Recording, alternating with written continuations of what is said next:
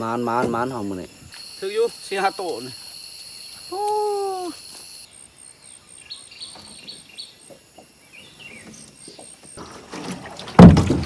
นี่แหละนี่มองนี่เนาะใส่เนาะบ่ว่าสิมานหรือบ่นี่นะเอาเนาะก็สิได้ไปยามหมองอีกเนาะเป็นมื้อที่2อีกมื้อนี้นี่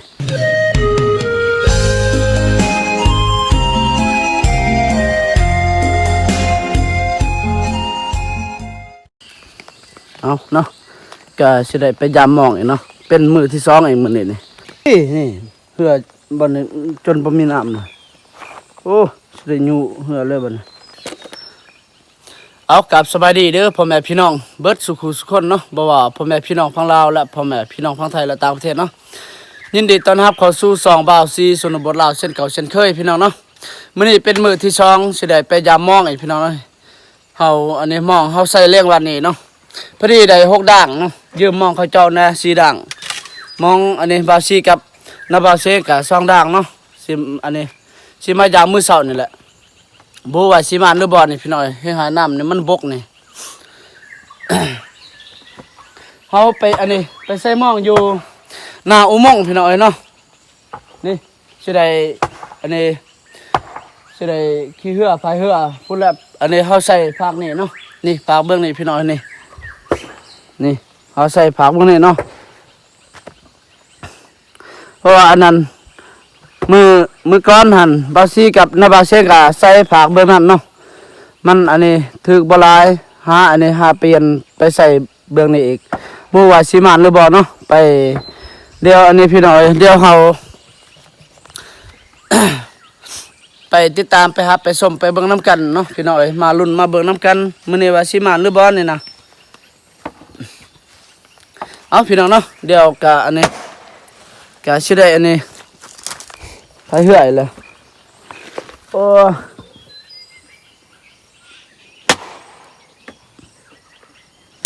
เฮ็ดได้ซ่านน่ะไปพายเหื่อบ่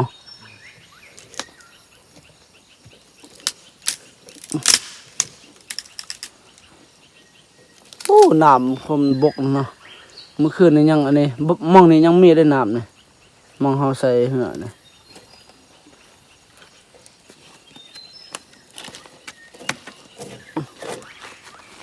สิได้อยู่แล้วเนาะไป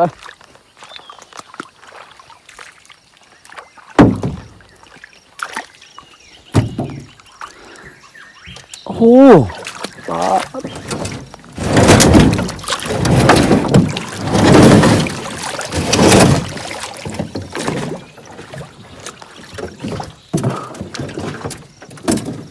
ไปโอ้หนักขนาดนั้น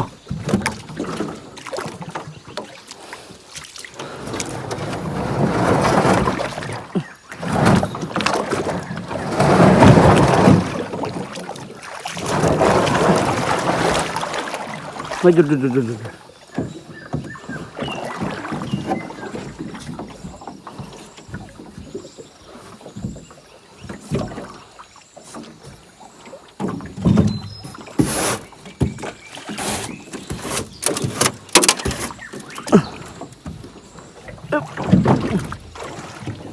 โอ้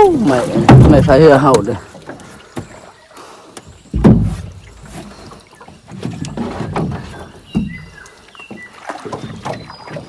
ไปกันเลย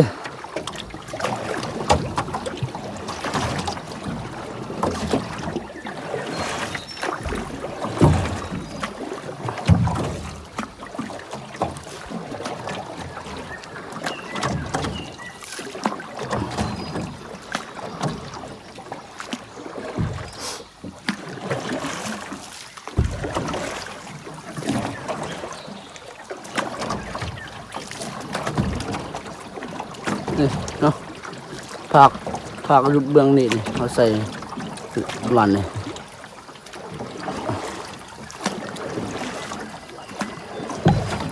โอ้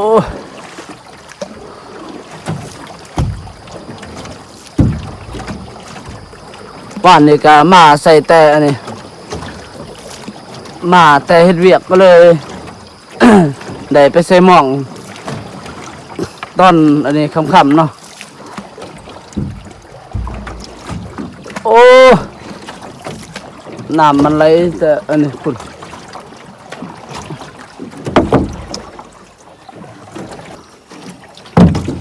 นี่แหละนี่มองนี่เนาะใส่เนาะมัวสิมานหรือบอลนี่นะ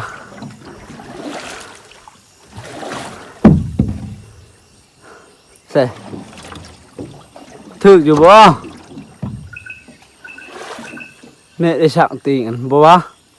ปานหน่อยบ่จักถึกบ่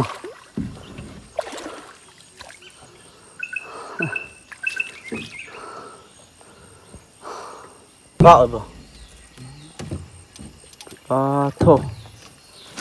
เซ็ต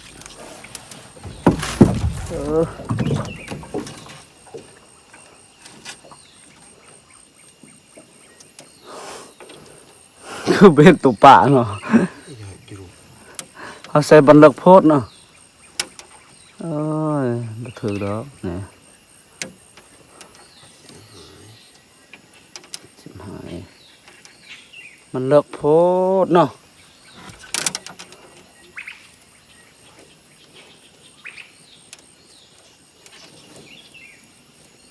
บ่เห็นตัวป่าซั่น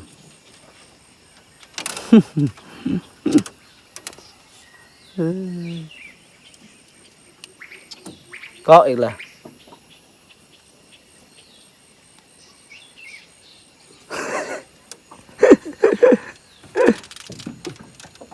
โอ้คักเนาะ ตึงเอา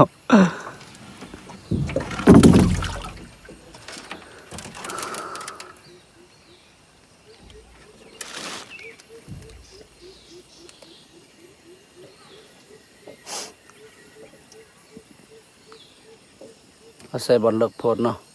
มันอะไรมันบ่ถึกแม่นแล้ว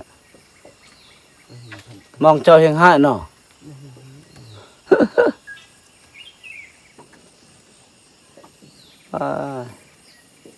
หอดบ่เห็นตัวป่าซะใส่บอลอันนี้เลิกโพดมันบ่ถึกเพราะว่ามองอันนี้มองหน่อย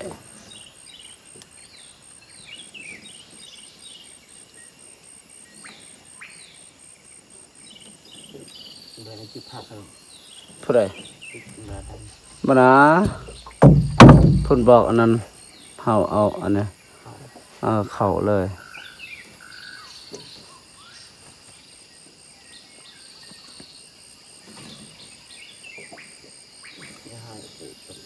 บ่ถึกเนาะรูปเขาใส่อันนี้บอลเลิกโพด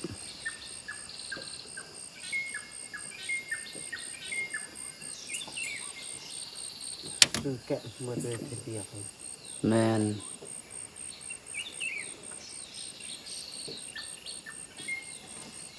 เอาเห็นแล้วเนาะมอง มองทำอิฐน่ะนี่เนาะเห็นแต่ซองโตอยู่มาลุ้นมาเบิ่งอันนี้ยังหาด่างเนาะ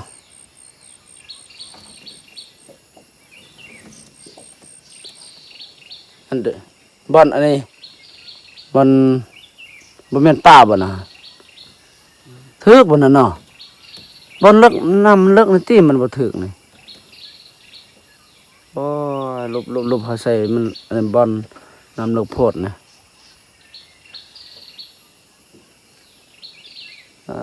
โธ่ประมาณเนาะเกาะไอ้ด้าไหนเกาะใหม่เอ้ย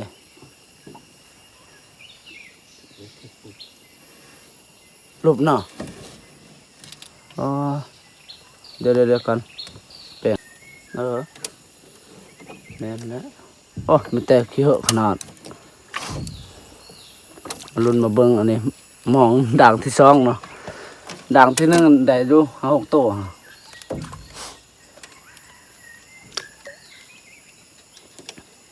พุ่นยังสีด่างเนาะพักวันนั้นเขาใส่เรื่องวันนี้ อันนี้เฮาไปจักใส่น้ำไปจักหม้อสิใส่เลยมันคำแนมเมื่อวานนี่ก็เลยใส่หม้องอันนี้เยอะขนาดเพราะยันมันเกาะอยู่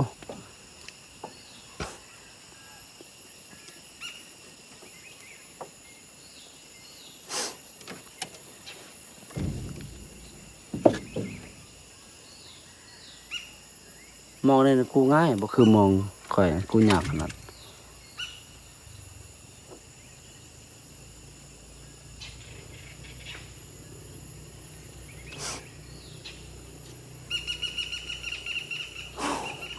มองจอยง่ายเนาะ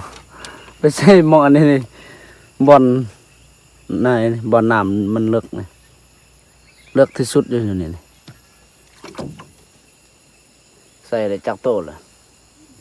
บ่เห็นหมอเอ้ยรูปแลหานี่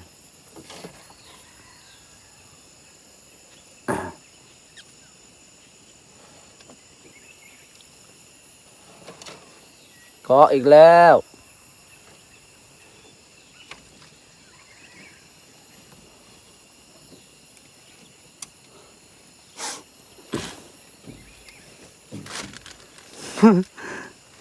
หอดเว้นตัวป่าซ้ำ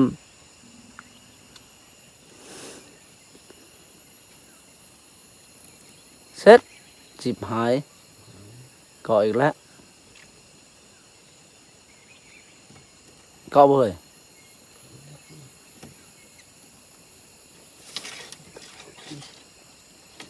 คือตัวป่าไปจัก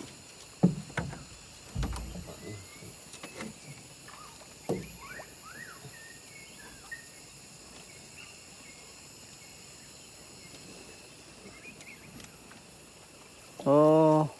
ไม่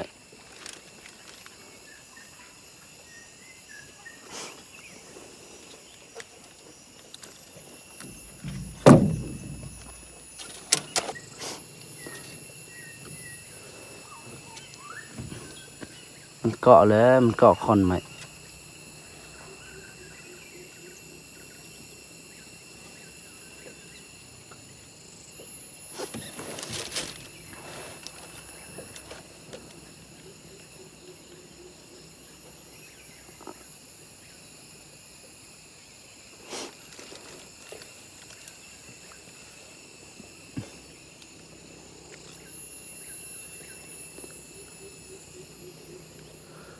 โอ้ตัวเป็นออกแตะเสาะนะ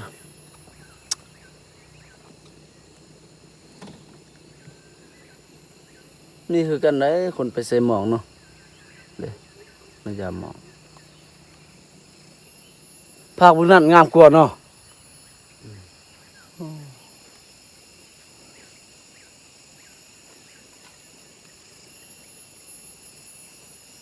มื้อนี่เปลี่ยนอาหารไปใส่มันนั่นเนาะ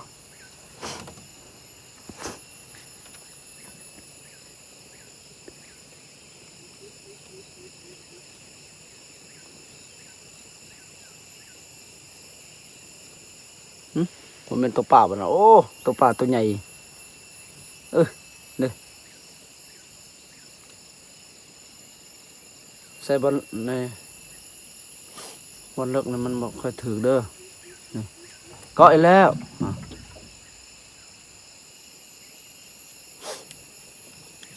ถืออยู่เสียโตเด้โอ้แต่ปลาตัวใหญ่ใหญ่บอลกลางแล้วมันบ่ถึงเนาะ รูปเฮาใส่มันเลิกโพดบอลน้ำมันเลิกโพดเฮาใส่ตามอันนี้ตามเข้มนี่ดีลเด้เนาะเด้โอ้ก็อยู่หันกระทึกอีกโอ้คักเอ้ยโอ้เรียนติดเลยอยู่หันเนาะโอ้ปลาตัวยังไงอ่ะโอ้มานหอมมือนี่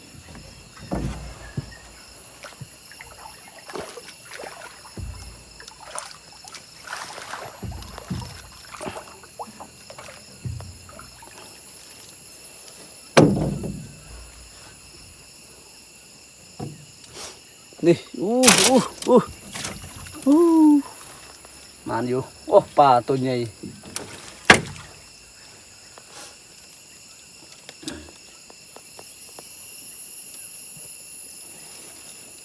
มาหลุดมาเบิ่งยังสีดากเนาะ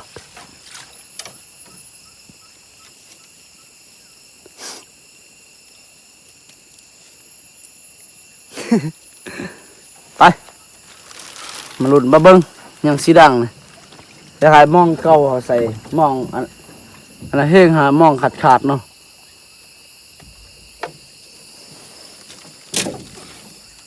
เห็นถึงมาเบิ่งมาลุ่นมองอันนี้ด่างที่ซ้ำเนี่ยมองนี่เห็นห้าแล้วมันขาดเนาะโอ้ใช่ตัวป่าคือบ่เห็นนี่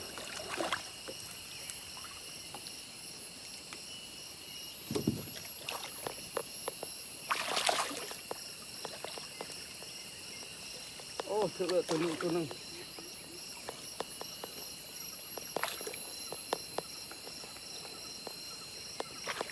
โอ้ปันนั่นนี่ก็ถึกลง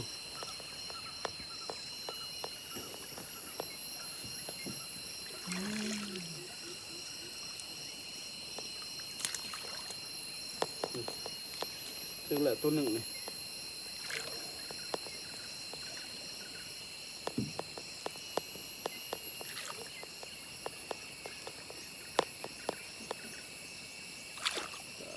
มีหมันนะ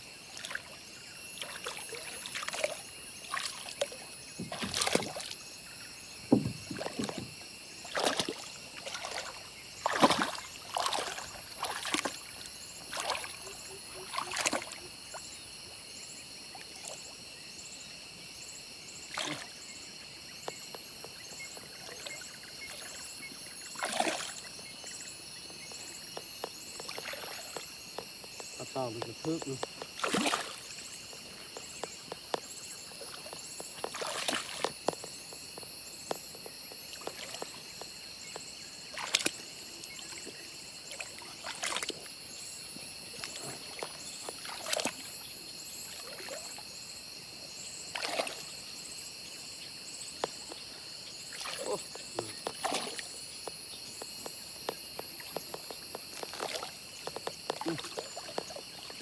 ออกแล้ว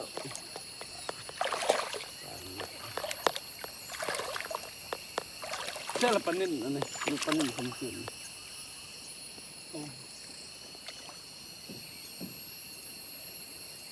โอ้ยปลาตอกอันนี้จนได้จะเห็ดโอ้เกาะนี่เอ้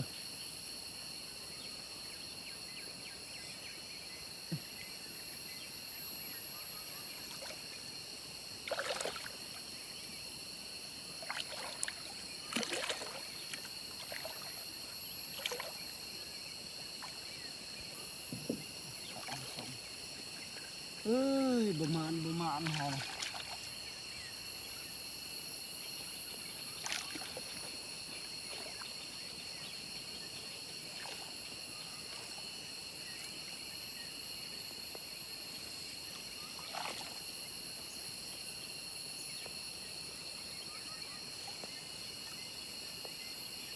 จะจับมันเทียมเติร์ดเลย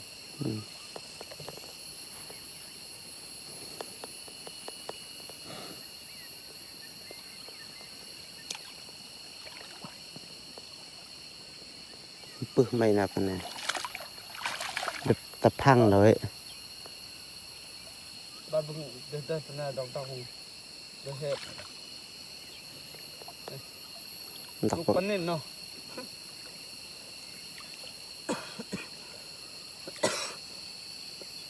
แม่นั่นเราลูกปนนิ่นเนาะ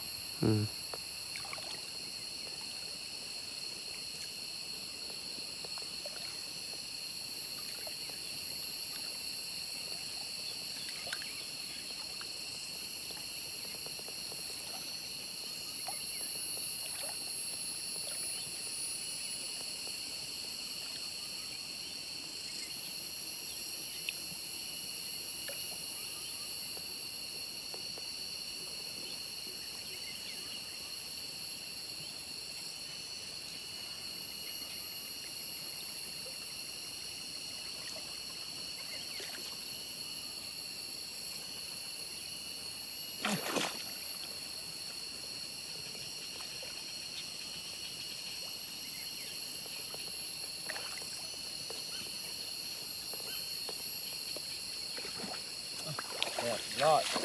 นี่ถืออยู่4-5 โตนี่โอ้ถึงบหลายเนาะคิดว่าไปจะได้ขี้เหืออีกพายเหืออันนี้สิไปพางนั่นอีกยัง2 ด่าง3 ด่างอ๋อยัง3 ด่างเนาะมีแต่อันนี้มองกันขาด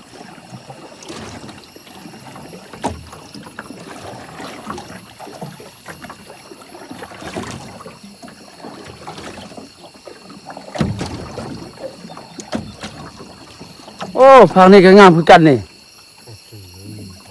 ใช่ป้าบ่นั่นโอ้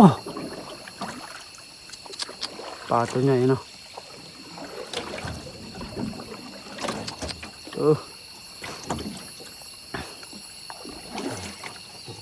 ฮู้โอ้ดิจักปลาช่างน่ะปลากวนบ่บ่แม่นนั่นเนาะ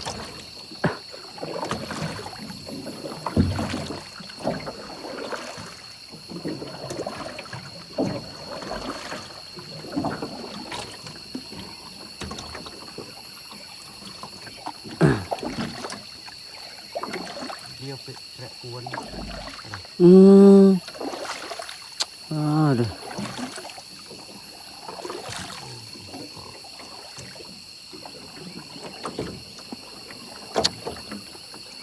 โอ้ขนาดเลย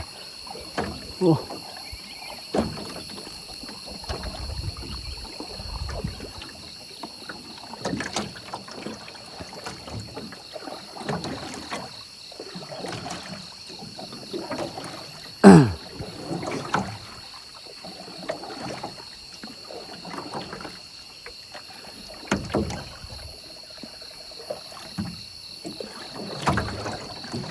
เอาแล้ว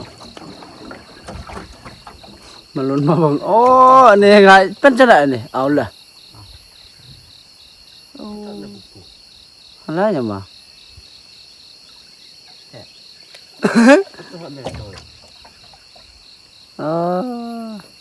เลี้ยงหาแล้วนี่หอดเป็นตัวป่าซ้ำนี่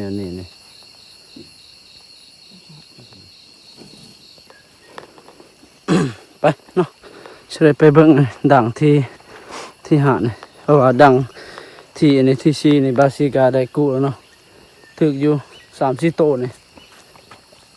มองแบบว่ามองมันขาดนะมันบ่ค่อยถึกน้ำมันบกเด้อจักโตเนาะ3 โต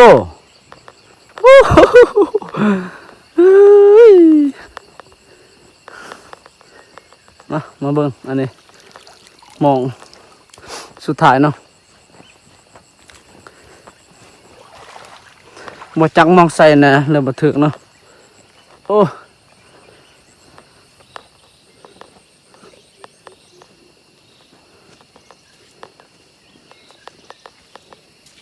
มองสุดท้าย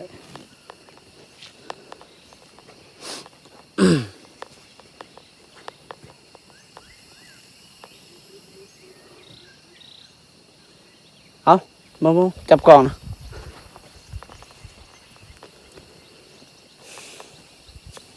มองก่อน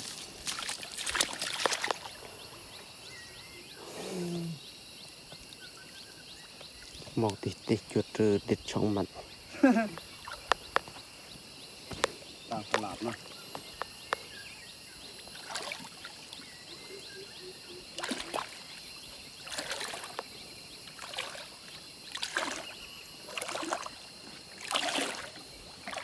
ว้า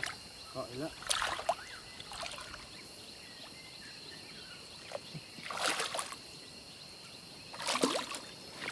0 โตอย่าบอกเลยว่า0 โตนี่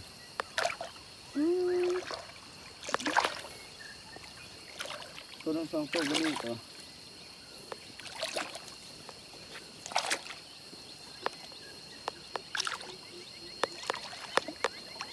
มันคือว่ามิดกินนี่แท้อ้าวนี่เจอเลยตัวหนึ่ง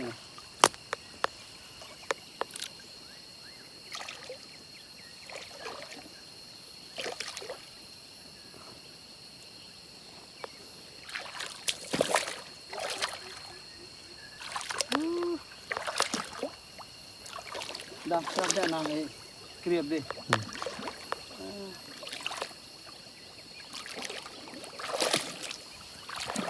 อีป้อนจุดหน้าปะบดาย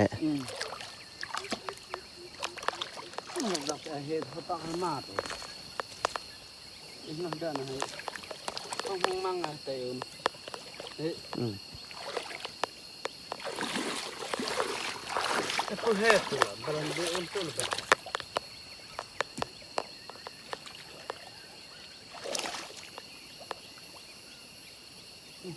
ทุเรศปลาตัวใหญ่บนดูสองโต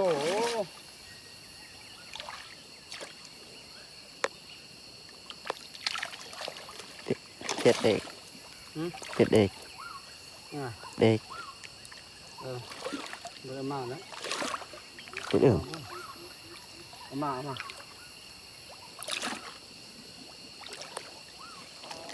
ถือบอลสุดท้ายโอ้ยบอลสุด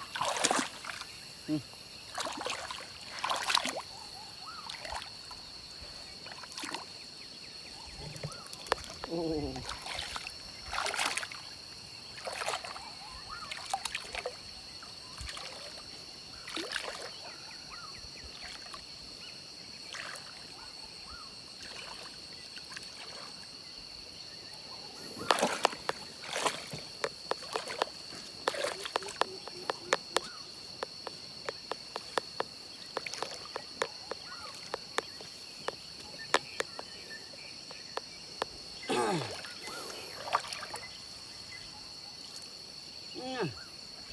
จะถูกแกะนะ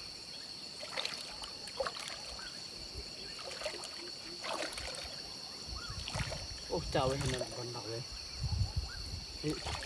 แต่ยูแต่อีกจูด ยุ่โดนดักเลยนี่มันนึ่งเลย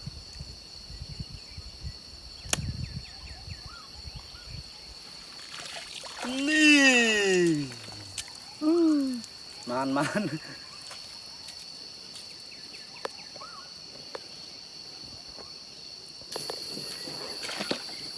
โอ้ไปสิได้อันนี้เนาะเดินทางสิได้เมื่อนี่โอ้พอได้ป่นพอได้เจียวอยู่มานอยู่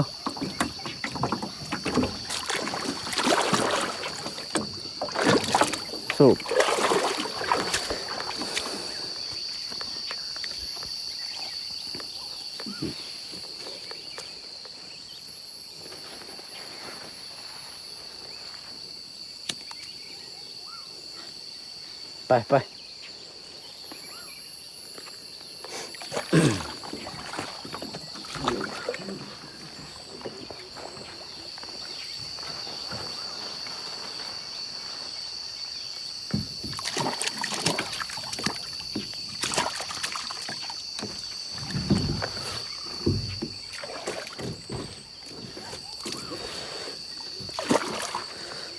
ไปพี่น้องโอ้ติดอยู่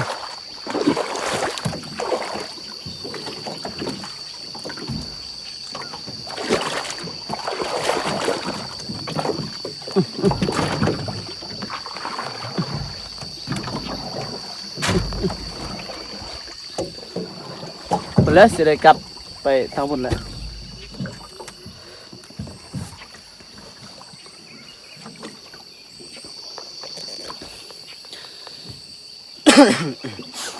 เอาพี่น้องเนาะกาบาซีกาได้อัปเดตให้พี่ให้น้องได้ครับได้ชมสำเร็จไปก่อนพี่น้องเนาะนี่ยังสิได้เมื่อนี่แกอันนี้แกป้าออกตะมองเนาะขอบคุณหลายๆเด้อครับพ่อแม่พี่น้องพังลาวและพ่อแม่พี่น้องพังไทยเนาะที่เข้ามาติดตามและมารับชมช่อง YouTube บาซีเนาะ บ๊ายบายพี่น้องเจอกันคลิปต่อไปพี่น้องจะได้พายเรือเนาะเมื่อ